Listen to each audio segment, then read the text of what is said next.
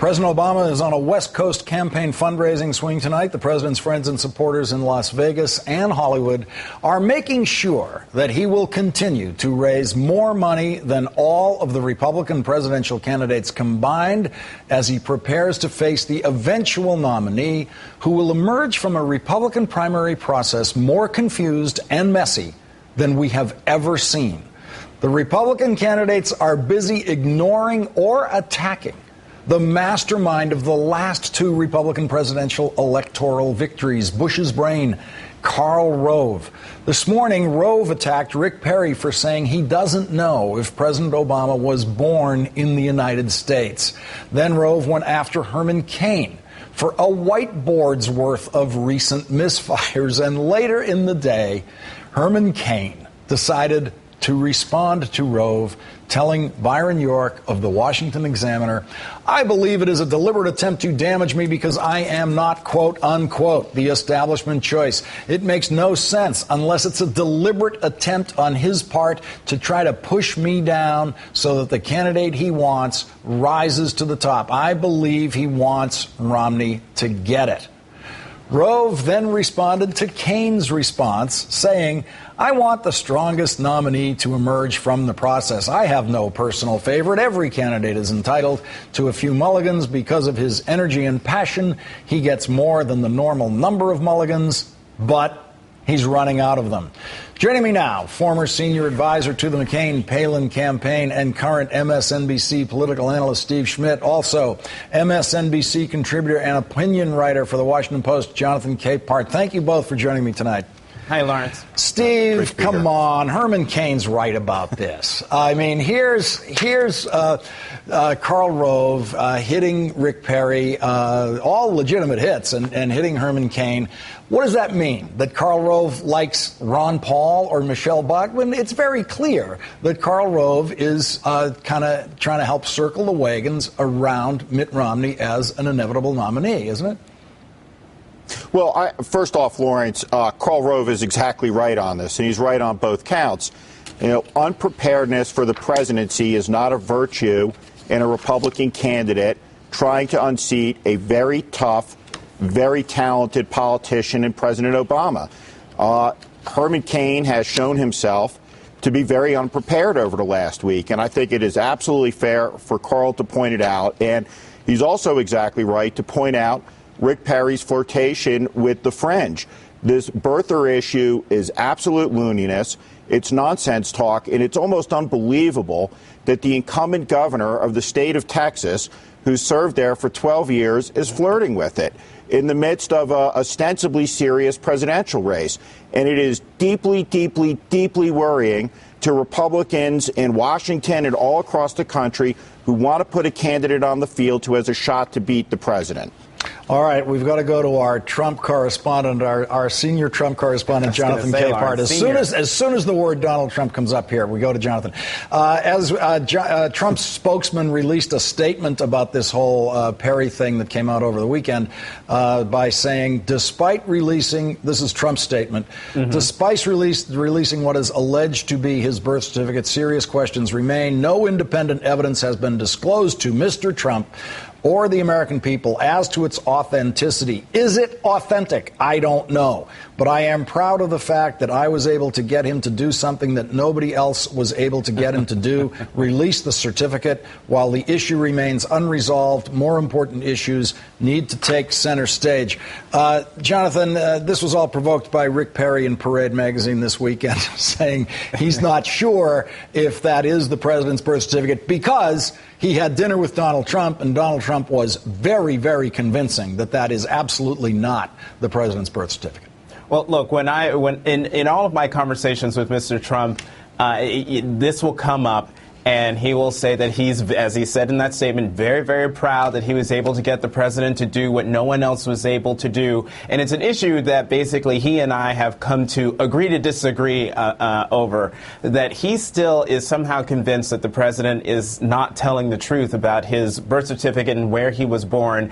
And clearly all the evidence is out there for anyone who wants to read it, anyone who wants to understand it, anyone who wants to believe it, that the president of the United States is indeed an American citizen, was indeed born in the United States in Hawaii, and is legitimately sitting in the Oval Office as President of the United States. Jonathan, has Trump told you what his private detectives found when he sent them to Hawaii? Remember that crazy lie Donald told about, I'm sending private detectives to Hawaii to check this out? And I, of course, told my audience he's too cheap to do that. He can't afford it. He sent no one. Not one word has emerged from what the private detectives found, unless I missed something.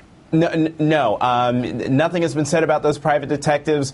I haven't asked him about that question, but you and I both know that Mr. Trump would tell me immediately if I were to ask him what those detectives said. But you know, one other thing, Lawrence, what I wanted to add on to something Steve said with regard to Karl Rove. I don't think he's trying to circle the wagons around Mitt Romney to ensure that he gets the nomination. I think he's trying to circle the wagons around the Republican Party as a legitimate political party in the United States. If the birthers and the fringe take over the party, like literally take over the party, we're going to see the GOP crumble. And when you've got a state like South Carolina, where the recent poll out last month, 1 in 3 Republican primary voters don't believe that the president is indeed a citizen of the United States. There's serious trouble here, and Karl Rove is ringing the alarm bells. Steve, Karl Rove helped win the presidency back for the Republicans in 2000 by narrowing the differences between the Democratic nominee and the Republican nominee. The Democratic nominee had a Medicare prescription drug benefit idea, and the Republican nominee, Bush, had one, and they simply argued about which one is better. It wasn't that Bush was saying, no, we should not expand that entitlement. And so it seems that Rove's history here is as a presidential campaign operative, is not one of trying to find how much can we separate ourselves from Democrats, but where can we actually pull in some of their voters. There doesn't seem to be any Republican strategy among any of the potential nominees about how do you reach into the middle for voters, or how do you maybe pull some Democratic voters away from President Obama. Well, I know one thing, Lawrence, that all of this flirtation with birtherism and these loony issues is totally repellent to voters who identify themselves as being in the middle of the spectrum. The 2000 race, and I was involved in the president's 2004 campaign, but, you know, the 2000 race was an election that took place in a time of peace and prosperity where the lines between the parties were blurred, and the main focus was on issues like prescription drug benefit, education reform. We are in the middle of a global financial crisis. The country is winding down 2 wars in Iraq and Afghanistan, and we still face a threat from terrorist forces overseas. And you have a whole body of presidential candidates who aren't just showing that they're unprepared, which they are with aplomb, but they're flirting with the most extreme elements in American politics, and it's bad for the Republican Party. I agree with Jonathan completely on this. I mean, one of the great services of, Bill Buckley was his distancing of the conservative movement and pushing out of the fringe, and it helped the conservative movement and the Republican Party become a majority party in this country. And this is just terrible news, and it's about time that senior Republicans start to push back on the crazy talk, because it's going to have a very detrimental effect in an election where Republicans have every possibility to win the presidency, to win the United States Senate, and maintain a majority in the House. But it won't happen if this type of crazy talk is indulged by serious people in the party. Steve, how harmful has Donald Trump been to Republican politics this year? It's amazing that Republican candidates who are running to be commander-in-chief of the armed forces of the United States feel like they have to go kowtow before Donald Trump, or frankly, that they have to kowtow in front of any of the talk radio hosts. At the end of the day, I think the American people, and Republicans are in particular, are looking for candidates that have a level of fearlessness. Go out, tell the American people what your vision is, explain it to them, be passionate about it, but show preparedness, and don't be afraid of the extreme elements in your own party, because if you stand up to them, you're going to get a lot of credit in the middle of the electorate in a way that helps you win general elections. Steve, the The latest news on the Perry campaign tonight is that they have now released through a Wall Street Journal op-ed piece, basically, Rick Perry's flat tax proposal. So here's another flat tax proposal on top of Herman Cain's 999 plan, which has been falling apart upon examination of the details. This is a flat tax proposal. We're going to run the numbers in the next segment, but it's roughly a 20% flat tax across the board, which will dramatically increase taxation on most Americans. It seems this is exactly the kind of tax proposal that President Obama would want to write for every Republican candidate, that they could get on board with this. Romney has a difficult history with this. He has in the past sharply campaigned against it and recently said, oh, I love the flat tax. How is the flat tax going to shake out as the Republican campaign goes forward? Look, I think at the end of the day, the American people will not support a regressive tax.